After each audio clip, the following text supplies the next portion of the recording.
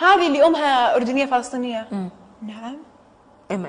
مع ان والدتك ماخذه شو اسمه الجنسيه الكويتيه، تقدرين تقولين ولو ما اخذت جنسيه اردنيه فلسطينيه تاج راس الجميع. يعني مستحيل يعني ما احكم على هو شخص يجرح. بجنسية. هو في سالفتك انت مع هذا اللي كاتبت له لا تكفى تزوجني اللي كاتب واحد كاتب شنو؟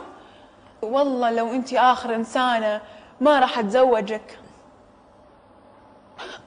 فانت تحطمتي طبعا. شلون ما يبيك؟ لا لا لا لا لا تحطم فارس الاحلام. ما هو جاي فيك ريال عيه، ما هو جاي. انا كلش ما عندي معاريس يخطبوني، انا كلش طاحت في نفسي. قاعده ناطرته. اي انا قاعده ناطرتك يا عمري يا عين السيح، انت يا فارس الاحلام الملثم يا برنس شاينينج. بس ما احس كان من صدقه، مو معقوله من صدقه. لا في شخصيات ممكن الناس في ناس